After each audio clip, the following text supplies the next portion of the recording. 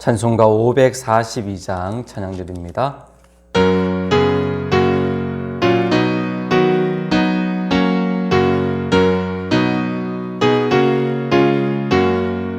구주 예수 의지함이 심히 기쁜 일일세 영생 허락받았으니 의심 아주 없도다. 예수 믿는 것은 받은 증거 많도다. 예수 귀한 예수 믿음 더욱 주소서. 구주 예수 의지함이 심히 기쁜 일일세 주를 믿는 나의 마음 그의 피에 적시네. 예수 믿는 것은 받은 증거 많도다. 예수 귀한 예수 믿음 더욱 주소서. 구주 예수 의지하여 죄악 벗어버리네. 아니 받고 영생함을 주께 모두 얻었네. 예수 믿는 것은 받은 증거 많도다. 예수 귀한 예수 믿음 더욱 주소서. 구주 예수 의지하여 구원함을 얻었네. 영원 무궁지나도록 주여 함께 하소서. 예수 믿는 것은 받은 증거 많도다. 예수 한 예수 믿음 더욱 주소서. 아멘. 사도신경으로 신앙 고백드립니다. 전능하사 천지를 만드신 하나님 아버지를 내가 믿사오며 그 외아들 우리 주 예수 그리스도를 믿사오니 이는 성령으로 잉태하사 동정녀 마리아에게 나시고 본디오 빌라도에게 고난을 받으사 십자가에 못 박혀 죽으시고 장사한 지 사흘 만에 죽은 자 가운데서 다시 살아나시며 하늘에 오르사 전능하신 하나님 우편에 앉아 계시다가 죄로서 산 자와 죽은 자를 심판하러 오시리라. 성령을 믿사오며 거룩한 공예와 성도와 소교통하는 것과 죄를 사하여 주시는 것과 몸이 다시 사는 것과 영원히 사는 것을 믿사옵나이다. 아멘. 찬송가 365장입니다. 365장 찬양드립니다.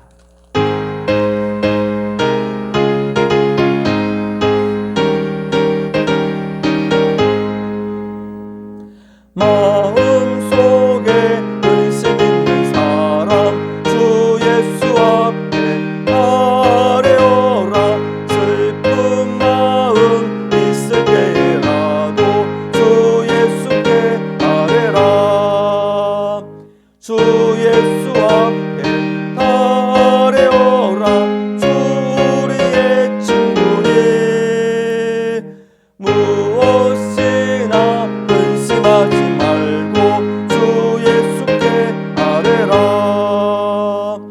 눈물 나며 기쁨 한숨 쉴 때 주 예수 앞에 아뢰어라. 은밀한 죄 내게 있더라도 주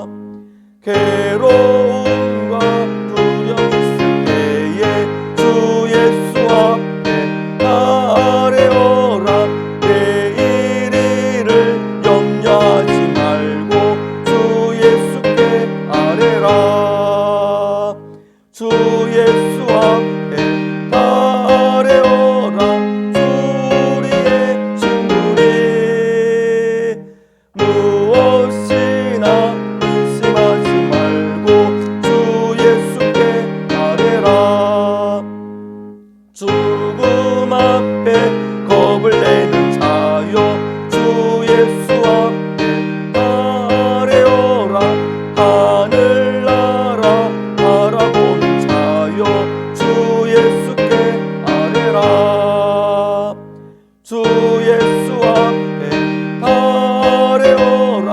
주의 친구니 무엇이나 근심하지 말고 주 예수께 달려라. 하나님 말씀은 마가복음 11장 22절부터 25절 말씀까지 한 절씩 교독합니다. 예수께서 그들에게 대답하여 이르시되 하나님을 믿어라. 내가 진실로 너희에게 이르노니 누구든지 이 산더러 들려 바다에 던져지라 하며 그 말하는 것이 이루어질 줄 믿고 마음에 의심하지 아니하면 그대로 되리라. 그러므로 내가 너희에게 말하노니 무엇이든지 기도하고 구하는 것은 받은 줄로 믿어라. 그리하면 너희에게 그대로 되리라. 서서 기도할 때에 아무에게나 혐의가 있거든 용서하라. 그리하여야 하늘에 계신 너희 아버지께서도 너희 허물을 사하여 주시리라. 기도드리겠습니다.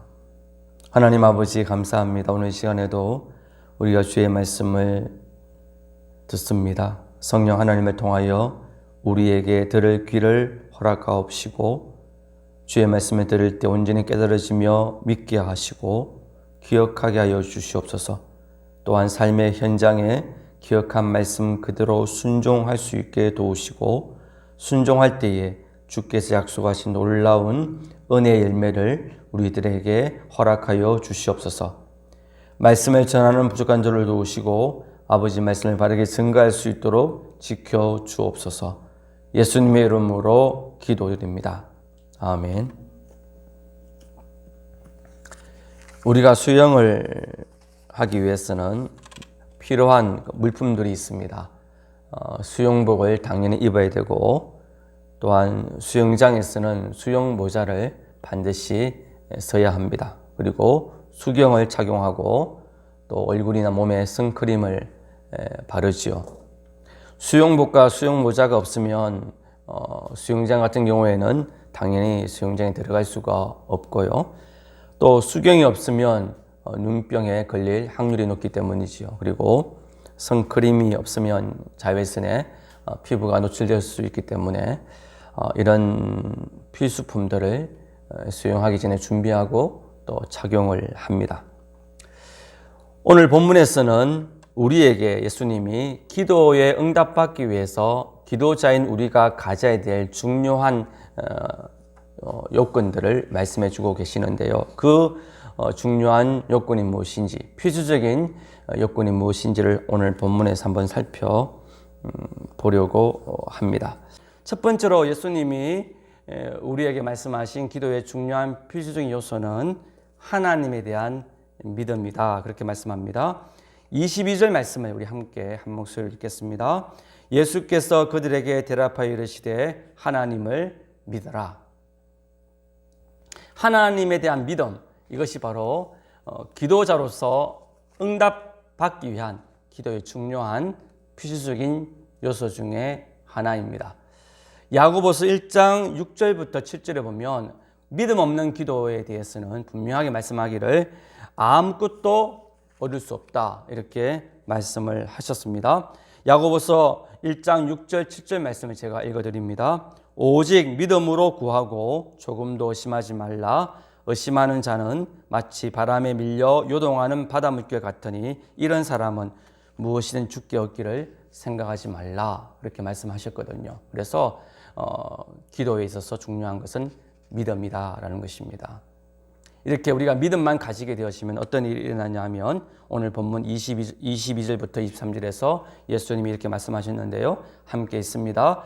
예수께서 그들에게 대답하여 이르시되 하나님을 믿어라. 내가 진실로 너희에게 이르노니 누구든지 이 산더러 들리어 바다에 던져지라 하며 그 말하는 것이 이루어질 줄 믿고 마음에 의심하지 아니하면 그대로 되리라. 즉 믿음의 간구가, 믿음의 기도가 산을 옮길 수 있는 그런 귀한 응답을 받게 하신다는 말씀입니다. 그래서 믿고 기도함이 되게 중요하다는 것이죠. 그러면 하나님을 믿으라 이렇게 말씀하셨는데 하나님을 믿는다는 것은 구체적으로 무엇을 의미하는 것일까요? 첫 번째로 100% 하나님만을 신뢰하고 믿는다는 것을 의미합니다. 하나님 외에 다른 것들을 의지하지 않는다는 것이지요. 하나님을 의심하지 않는다는 겁니다. 하나님을 100% 믿고 기도드린 이후에 불안해하지 않는다는 겁니다. 그것이 23절 말씀인데 23절 말씀을 다시 한번 읽겠습니다. 내가 진실로 너희에게 이르노니 누구든지 이 산더러 들리어 바다에 던져지라 하며 그 말하는 것이 이루어질 줄 믿고 마음에 의심하지 아니하면 그대로 되리라. 의심하지 않는 게 100% 하나님을 신뢰하는 것입니다. 그 의심하는 마음, 즉 하나님을 100% 신뢰하지 못하면 어떤 일이 일어나냐면 세상에 이런 소리에 이쪽으로 쏠리고 누군가 이게 좋다고 말하면 또 그 방법에 따르게 되어지는 세상의 소리에 이리저리 흔들리게 되어지는 그런 모습이 나타나게 되어지고 마음이 전적으로 하나님을 신뢰하지 못하고 하나님께 기도드리면서도 다른 것을 또 의지하게 되어지는 마음이 나누어지는 일들이 일어납니다. 그게 야고보서 1장 6절부터 8절 말씀인데요. 오직 믿음으로 구하고 조금도 의심하지 말라. 의심하는 자는 마치 바람에 밀려 요동하는 바다 물결 같으니 이런 사람은 무엇이든지 죽게 얻기를 생각하지 말라. 두 마음을 품어 모든 일에 정함이 없는 자로다. 하나님을 전적으로 신뢰하면 세상에 이게 좋다, 이 방법이 좋다 이런 소리에 전혀 흔들리지 않는다는 것이죠. 왜냐하면 하나님이 다 책임져 주시니까 다른 소리가, 다른 이야기가 들려질 이유가 없고 이리저리 요동치고 흔들릴 이유가 없는 것이죠. 또 마음이 두 마음으로 나눠질 이유도 없는 겁니다. 왜요? 하나님만 믿고 하나님이 책임져 주신다는 걸 믿으면 마음이 다른 곳에 쏠릴 이유가 없는 것이죠. 그러나 하나님을 전적으로 100% 신뢰하지 못하면, 하나님이 내가 책임져 주시겠다는 이 말씀을 전적으로 믿지 못하면, 기도 드리면 하나님이 다 알아 해주신다는 것을 믿지 못하면 기도 드리면서도 세상의 소리에 이리저리 흔들려 그 방법에 따르게 되어지고 또 마음이 두 마음으로 나누어져서 하나님을 신뢰함과 동시에 또 세상을 신뢰하는 그런 잘못된 길을 가게 된다는 것이죠. 그 대표적인 한 예가 출애굽하고 가나안 땅에 정착한 이스라엘 백성들의 모습이었습니다. 하나님께서 가나안 땅에 들어가기 전에 출애굽한 이스라엘 백성들 40년간 광야 생활했던 이스라엘 백성들에게 신명기 28장 3절부터 6절 말씀에서 이런 말씀을 하셨습니다. 성읍에서도 복을 받고 들에서도 복을 받을 것이며 내 몸의 자녀와 내 토지의 소산과 내 짐승의 새끼와 소와 양의 새끼가 복을 받을 것이며 내 광주리와 떡 방주 그릇이 복을 받을 것이며 내가 들어와도 복을 받고 나가도 복을 받을 것이다. 이 무슨 말씀입니까? 들에서도 성읍에서도 복 받는다. 너의 토지의 소산이 복을 받고 네 짐승의 새끼와 소와 양의 새끼가 복을 받을 것이며 광주리가 복을 받고 떡 방주 그릇이 복을 받는다. 들어와도 복을 받고 나가도 복을 받는다는 말씀이 무엇입니까? 너의 생업을 내가 책임져 주시겠다는 말씀이거든요. 이스라엘 백성들이 가나안 땅에 정착해서 그들의 주 생업이 뭐냐 하면 농사와 목축이었습니다. 그걸 책임져 주시겠다는 거예요. 들에서도 복을 받고 또 너의 토지의 소산이 복을 받고 떡 방주 그릇이 복을 받고 또 광주리가 복을 받는다는 말은 농사의 일을 내가 책임져 주겠다는 말씀이고 또 짐승의 새끼와 소와 양의 새끼가 복을 받는다는 것은 목축도 내가 책임져 주겠다는 말씀이거든요. 그러니 염려하지 말고 나만 의지하고 나만 믿고 나만 신뢰하고 나에게만 구하라 이런 말씀이거든요. 그런데 가나안 땅에 정착한 이스라엘 백성들은 하나님 한 분만으로 신뢰하지 못했다라는 것입니다. 하나님 한 분만 의지하는 게 뭔가 불안해진 겁니다. 다른 것을 의지하려고 하는 마음이 생겨났다는 것이죠. 왜냐하면 그들이 사실 40년간 광야 생활하면서 경험한 하나님의 능력은 크게 두 가지였습니다. 그게 무엇이냐면 대적들을 물리치는 능력, 전쟁에서 승리케 하는 능력은 그들이 40년 광야 생활뿐만 아니라 가나안 정복 기간에서 그들은 경험했습니다. 하나님이 우리로 하여금 전쟁에서 이기게 해주시는 능력자이다. 그건 경험했기 때문에 전적으로 신뢰할 수밖에 없는 것이죠. 두 번째로 그들이 또 하나님을 전적으로 신뢰할 수 있는 분야가 무엇이냐면 목축업이었습니다. 왜냐하면 40년 광야 생활하면서 그들은 주로 목축업을 했는데 그 목축업 40년 광야 생활에 하나님이 그 양들과 소들과 염소떼들과 낙타들을 돌봐주시는 그 놀라운 능력을 그들이 경험했거든요. 그러니 목축업에 대해서는 하나님만 전적으로 신뢰할 수 있는 마음이 생겼습니다. 근데 문제는 뭐냐면 그들이 40년간 광야 생활하면서 한 번도 경험하지 못한 능력이 있습니다. 그게 바로 농업에 역사하시는 하나님의 능력이었습니다. 왜 그러냐면 40년 광야 생활하면서 그들은 한 번도 농사일을 해본 적이 없거든요. 농사일을 해본 적이 없으니 하나님께서 농사일에 역사하시는 그 놀라운 능력을 경험한 적이 없잖아요. 그렇기 때문에 하나님께서 신명기 말씀에서 제가 방금 읽어드린 대로 너희 토지의 소산에 복을 주고 들에서도 복을 주고 떡 반죽 그릇에도 복을 주고 내 강주리에도 복을 준다. 즉 농사일에 내가 책임져 주겠다라는 이 말씀이 전적으로 안 믿어진 거예요. 이 농사일에도 나만 의지하고 100% 나만 의지하면 된다라는 이 말씀이 의심이 가게 된 거예요. 그러면 어떻게 되었습니까? 그들의 마음이 흔들리기 시작한 겁니다. 마음이 둘로 나누어져 버렸습니다. 가나안 땅에 정착해서 이제 농사일을 지어야 되는데 하나님 한 분만 의지하는 게 의심이 되니까 농사일은 하나님이 큰 도움이 되지 않을 것 같은 그런 불안한 마음이 생기니까 그들이 이제 세상의 방법에 마음이 쏠리기 시작했습니다. 그 세상의 방법이 무엇이냐면 오래전부터 가나안 땅에 정착해서 농사일을 풍요롭게 했던 그 원주민들인 가나안 민족들의 농사법에 마음이 쏠리기 시작한 겁니다. 그게 마음에 흔들려 치우쳐 버렸습니다.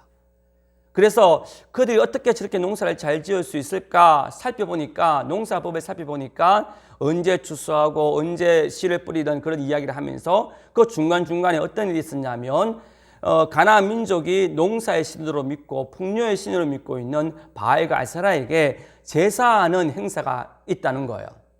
딱 그들의 눈에는 바알과 아세라가 보인 겁니다. 즉 하나님은 농사의 신으로 안 믿어지고 뭔가 의심이 갔는데 실제적으로 풍요로운 그런 소산을 누리고 있는 풍요로운 추수를 하고 있는 가나안 민족이 믿고 있는 풍요의 신인 바알과 아세라가 더 신뢰가 간 겁니다. 실제적으로 그 눈에 보이기에 그 풍요로운 소산이 보였기 때문이죠. 그래서 그들의 생각에는 하나님은 전쟁에 도움이 되어지고 목축에 도움이 되지만 농사하는 일에는 하나님보다는 저 바알과 아세라가 더 도움이 된다 생각되어져서 마음이 둘로 나누어지게 되어지고 요동하여 그 파도처럼 바알과 아세라로 섬기고 또 하나님도 섬기는 이리저리 흔들리는 신앙을 가지게 된 겁니다. 이게 100% 하나님을 신뢰하지 못하는 모습이죠. 근데 결과는 어떻게 되었습니까?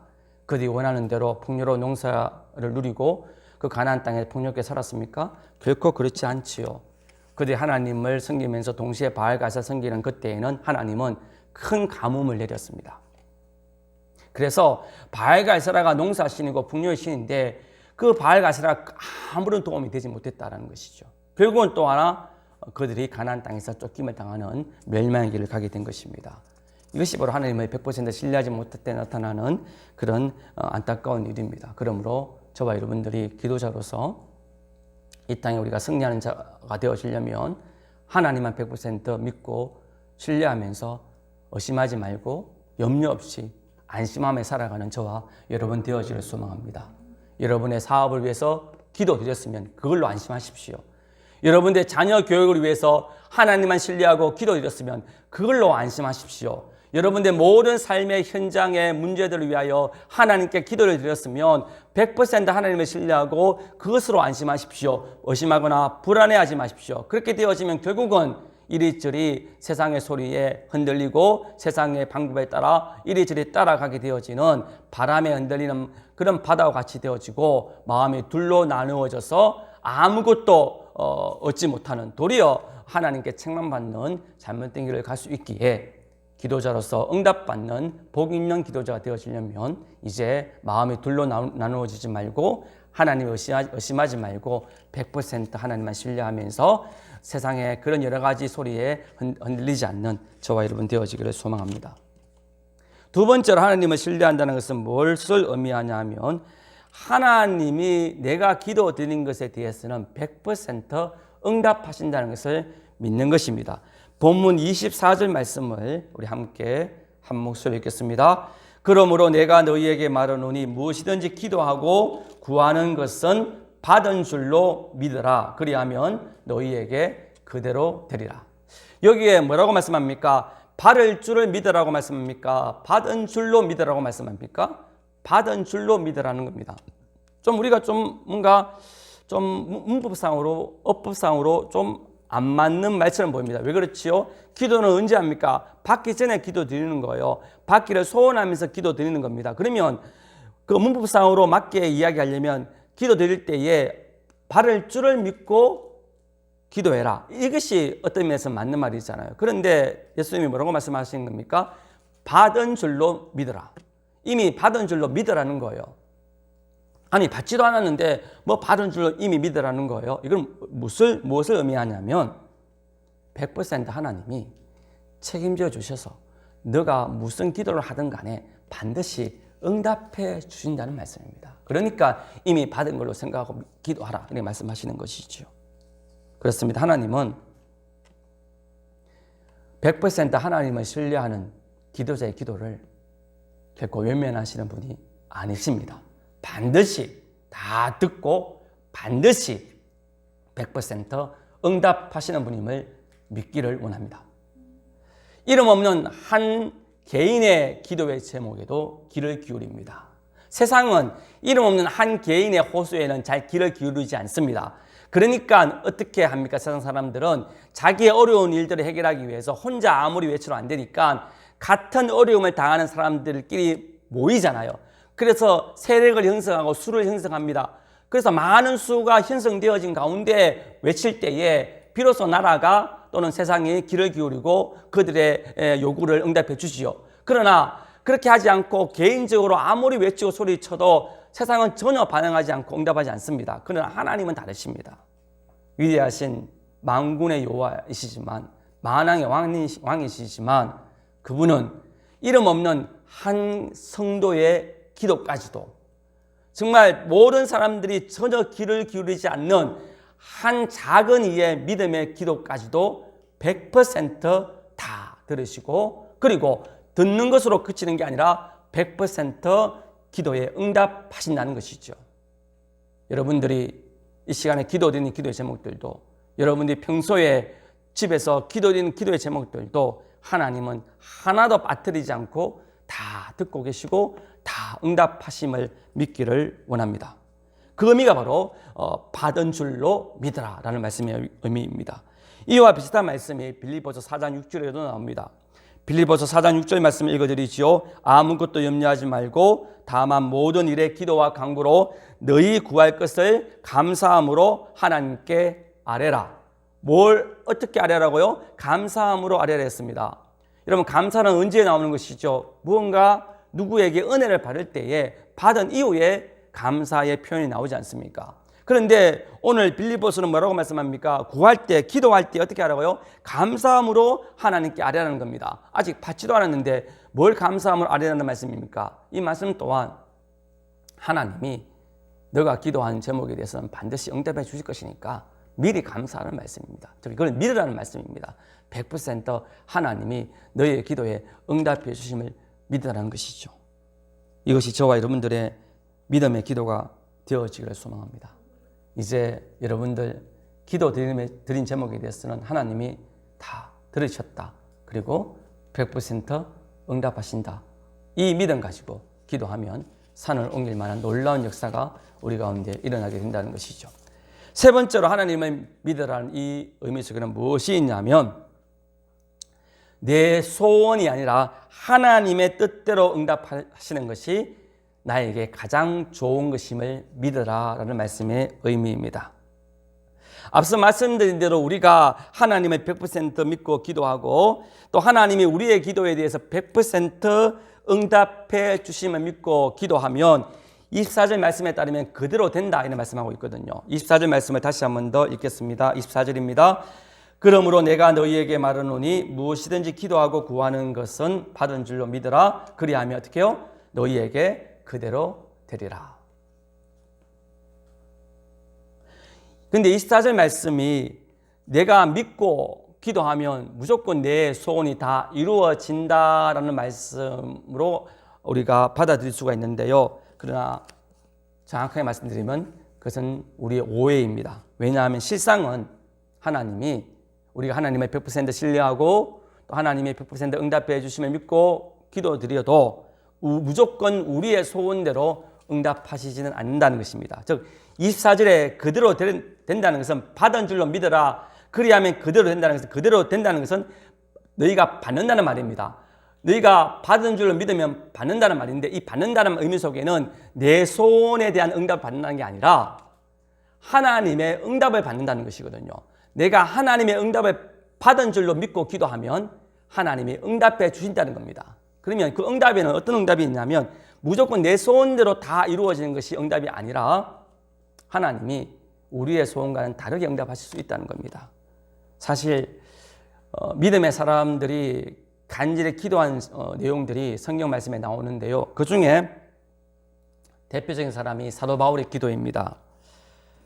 그는 자신의 병 치료를 위해서 하나님께 3번이나 간절히 기도드렸다. 그래 말씀합니다. 그게 고린도후서 12장 8절인데요. 이것이 내게서 떠나가게 하기 위하여 내가 3번 주께 간구하였더니 이거 즉 질병이 즉 내가 가지고 있는 이 병이 하나님께서 치료해 주시기를 그 소원을 간절히 하나님께 기도드렸더니 간절히라는 말은 믿음 가지고 기도드렸다는 말씀이거든요. 하나님을 전적으로 신뢰하고 하나님의 100% 응답해 주심을 믿고 받은 줄로 믿고 기도드렸다는 거예요. 그런데 하나님의 응답이 어떤 응답이셨냐면 고린도후서 12장 9절 상반절을 보면 나에게 이르시기를 내 은혜가 네게 족하다. 이 말은 무슨 말이에요? 지금 네 받고 있는 은혜로 족하다. 됐다는 거예요. 즉 너의 병을 내가 안 고쳐주겠다라는 말씀입니다. 어떻게 되었습니까? 사도 바울이 간절히 기도드렸습니다. 믿고 기도드렸습니다. 받은 줄로 믿고 기도드렸습니다. 근데 그에게 주어진 응답은 자기 소원대로 이루어지는 응답이 아니라 자기 소원과는 정반대의 응답, 병 고침을 내가 해주지 않겠다. 내가 병 가지고 있는 것이 네게 족하다. 이런 응답을 받았다는 것이죠. 예수님도 마찬가지셨습니다. 그분은 십자가를 지시기 전날에 그 십자가에 당할 지옥의 고통이 너무 크다는 걸 아셨기 때문에 그 십자가의 고난을 가능한 피하고 싶으셔서 하나님께 겟세마네 동산에서 간절히 3번 기도하셨습니다. 믿고 기도하신 것이죠. 할 수만 있으면 이 잔을 내게서 지나가게 해주세요. 그러나 그분의 소원대로 되지 않으셨지요. 하나님의 응답은 예정대로 계획하신 대로 예수님이 십자가를 지신 것이었고 십자가에서 지옥 고난 당하신 것이었습니다. 그래서 기꺼이 그 고난의 길을 가셨습니다. 이처럼 우리들도 이 땅에 살아갈 때에 믿고 간절히 기도드리지만 우리의 기도에 대하여 우리의 소원대로 응답하지 않으실 때가 있다는 것입니다. 그렇지만 우리의 소원대로 응답하지 아니하셨다고 해가지고 하나님이 응답하지 않았다. 그렇게 우리는 결론 내릴 수가 없습니다. 왜냐하면 응답은 무조건 내 소원대로 이루어지는 것만 응답이 아니라 아니다라고 말씀하시는 것도 우리의 기도에 대한 하나님의 답이 되기 때문이지요. 우리가 기도의 응답에 대한 오해 중에 하나가 무조건 내 소원대로 이루어져야 그게 기도의 응답이라고 생각하는 겁니다. 그것은 결코 바르지 않다는 것을 분명히 깨닫기를 소망합니다. 그러면 내 소원대로 이루어지면 그게 가장 좋은 것이고 내게 유익된다고 생각할 수 있는데 그렇지 않다는 것입니다. 내 소원대로 되지 않는 게 더 유익이고 하나님의 뜻대로 되는 게 더 큰 유익이라는 걸 우리는 사도 바울과 예수님의 기도 이후에 삶을 통해 살펴볼 수 있습니다. 사도 바울이 기도를 드렸지요. 그런데 사도 바울은 자기 소원대로 응답받지 못했습니다. 하나님의 응답은 노였습니다. 그 병을 치료해 주지 않는 것이었습니다. 그것이 사도 바울에게 손해가 되었을까요? 결코 그렇지 않습니다. 하나님은 사도 바울에게 이렇게 분명히 말씀하셨습니다. 첫 번째로 사도 바울에게는 너의 병을 가지고 있는 것이 이런 유익이 있다 말씀하셨는데 고린도후서 12장 7절에 이런 말씀하셨습니다. 여러 계시를 받은 것이 지극히 크므로 너무 자만하지 않게 하시려고 내 육체의 가시 곧 사탄의 사자를 주셨으니 이는 나를 쳐서 너무 자만하지 않게 하려 하십니다. 사도 바울은 다른 사람보다 더 많은 계시를 받았습니다. 특별히 천국을 경험하는 계시를 받았습니다. 이런 여러 가지 계시들이 사도 바울로 하여금 교만하게 만들 수가 있거든요. 또 사도 바울은 소아시아와 유럽에 다니면서 수많은 교회를 개척했습니다. 그게 사도 바울로 하여금 교만하게 만들 수 있다는 것이죠. 그런데 어떻게 되었습니까? 그 질병이 사도 바울로 하여금 교만하지 못하게 막았다는 거예요. 여러분, 그러니까 사도 바울에게 있어서는 자기 소원대로 기도의 제목이 안 이루어진 게 그게 더 유익된 것이죠. 만약에 사도 바울이 기도한 대로 병 고침을 받았으면 아마 그는 교만의 죄악에 빠져서 실패자의 사역자로 남았을 겁니다. 그렇지만 그 질병 때문에 교만하지 않음으로 말미암아 그는 성공적인 사역자가 될 수 있었다는 것이죠. 그러므로 사도 바울의 소원대로 안 이루어진 게 하나님의 뜻대로 된 게 사도 바울에게는 유익된 것이라는 것이죠. 예수님의 기도도 마찬가지셨습니다. 예수님의 소원은 십자가에서 지옥 고난을 피하는 것이었습니다. 만약에 하나님께서 예수님의 소원대로 들어주셨으면 어떻게 되었을까요? 인류 구원의 역사는 없는 것이죠.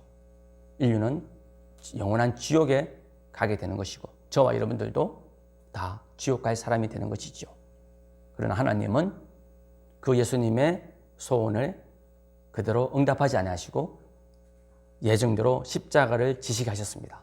즉 예수님의 소원대로 기도가 이루어지지 않았지만 그것이 우리에게도 예수님에게도 큰 유익이 되었다라는 것이죠. 이 사실을 믿는 것입니다. 마태복음 7장 11절에서 하나님은 우리가 구하는 것에 대해서 무조건 좋은 것만 주시는 분이라 그렇게 말씀하셨습니다. 마태복음 7장 12절 말씀을 제가 읽어드립니다. 너희가 악한 자라도 좋은 것으로 자식에게 줄 줄 알거든 하물며 하늘에 계신 너희 아버지께서 구하는 자에게 좋은 것으로 주시지 않겠느냐. 아멘. 마태복음 7장 11절에서 하나님은 무조건 우리에게 좋은 것만 주시는 분이십니다. 이 사실을 믿는 거예요. 그게 하나님을 믿는다는 의미입니다. 내 소원대로 응답되지 않아도 무조건 하나님은 no라고 하시든 yes라고 하시든 그 모든 하나님의 응답은 우리에게 가장 유익된 것만 주신다. 이걸 믿는 거예요. 하나님은 우리에게 좋은 것만 주시는 분임을 믿는 것. 그것이 하나님을 믿는 것입니다. 히브리서 11장 6절에서도 믿음이 없이는 하나님을 기쁘시게 하지 못하나니 하나님께 나아가는 자는 반드시 그가 계신 것과 또한 그가 자기를 찾는 자들에게 상 주시는 이심을 믿으라. 자기를 구하고 기도드리는 자에게 좋은 것, 상을 주시는 분으로 믿으라는 거예요. 그렇습니다. 하나님은 우리에게 좋은 것만 주시는 분으로 믿는 저와 여러분 되어지기를 소망합니다. 두 번째로 우리가 가져야 될 기도의 요건은 무엇이냐면 죄 사함을 받는 것입니다. 25절 말씀을 우리 함께 읽겠습니다. 서서 기도할 때에 아무에게나 혐의가 있거든 용서하라. 그리하여야 하늘에 계신 너희 아버지께서도 너희 허물을 사하여 주시리라 하시니라. 기도하다가 뭘 하라고 말씀합니까? 자기에게 죄 지은 자가 생각나거든 어떻게 하라고요? 가서 용서해 주라는 겁니다. 왜 그렇게 용서해 주라고 말씀하고 있는 겁니까? 그리하여야 너의 죄도 하나님으로부터 용서함 받을 수 있기 때문이다. 그런 말씀합니다. 이 말씀의 초점이 어디 있냐면 너도 하나님께 죄 사함을 받을 수 있다. 여기에 초점이 있는 겁니다. 즉 드리기 전에 무엇이 필요하다는 걸 말씀해 주고 있냐면 죄 사함 받는 게 필요하다는 거예요. 우리의 죄를 사함 받는 게 필요하다는 겁니다. 그게 기도의 두 번째 요소입니다. 왜냐하면 우리가 죄를 가지고 있는 상태에서 하나님께 기도드리면 우리의 죄악이 하나님과 우리 사이를 가로막아서 우리의 기도가 하나님께 들려지지 않게 되어지기 때문입니다. 이사야서 58장 3절은 그렇게 말씀합니다. 우리가 금식하되 어찌하여 주께서 보지 아니하시오며 우리가 마음을 괴롭게 하되 어찌하여 주께서 알아주지 아니하시나이까. 보라 너희가 금식하는 날에 오락을 구하며 온갖 일을 시키는도다. 보라 너희가 금식하면서 논쟁하며 다투며 악한 주먹으로 치는도다. 너희가 오늘 금식하는 것은 너희의 목소리를 상달하게 하려는 것이 아니니라.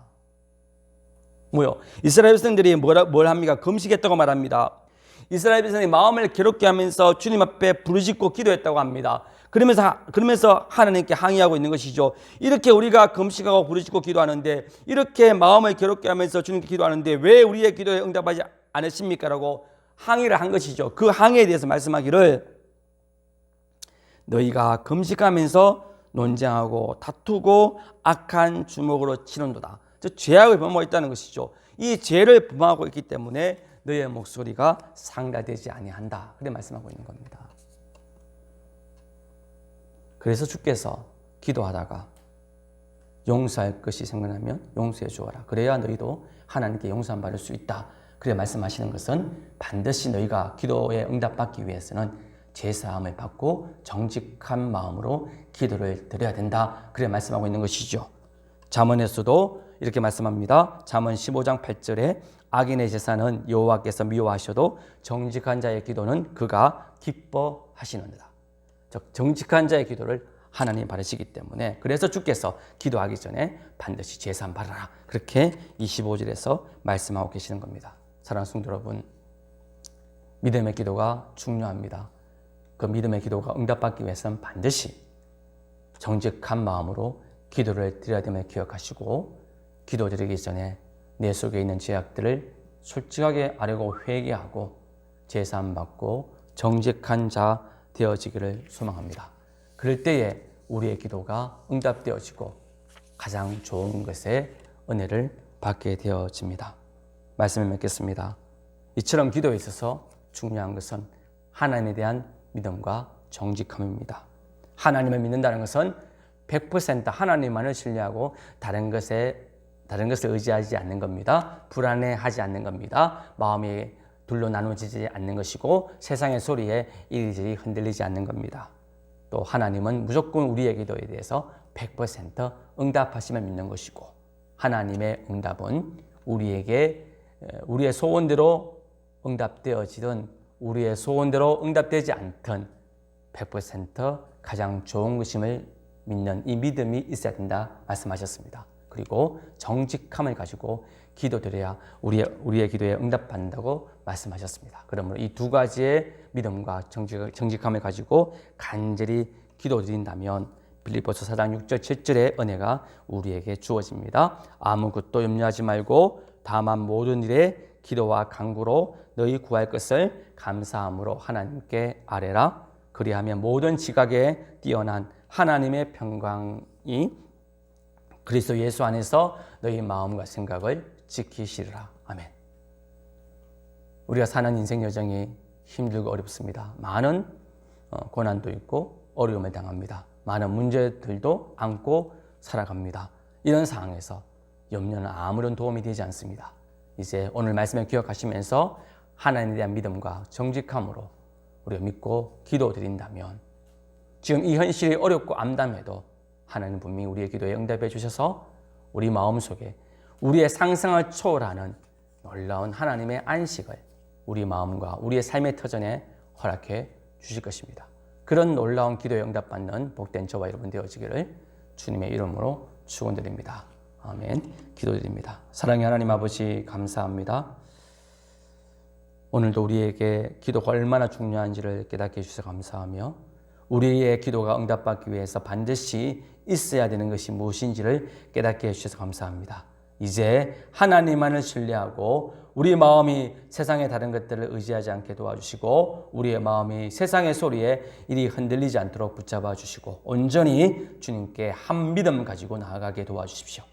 하나님은 반드시 100% 응답해 주심을 믿고 기도하게 하옵시고 하나님의 응답은 우리의 소원대로 되든 되지 않든 모든 응답은 우리에게 가장 좋은 것임을 믿고 아멘하며 기도하게 하옵시고 또한 정직한 마음을 가지고 기도함으로 말미암아 우리를 염려하게 하는 것들이 다 사라지고 우리 마음에 천국의 평강과 기쁨이 넘치는 복을 내려 주옵소서.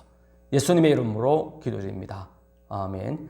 하늘에 계신 우리 아버지여 이름이 거룩히 여김을 받으시오며 나라가 임하옵시며 뜻이 하늘에서 이룬 것 같이 땅에서도 이루어지이다. 오늘날 우리에게 일용할 양식을 주옵시고 우리가 우리에게 죄 지은 자를 사하여 준 것 같이 우리 죄를 사하여 주옵시고 우리를 시험에 들게 하지 마옵시고 다만 악에서 구하옵소서. 대개 나라와 근세와 영광이 아버지께 영원히 있사옵나이다. 아멘.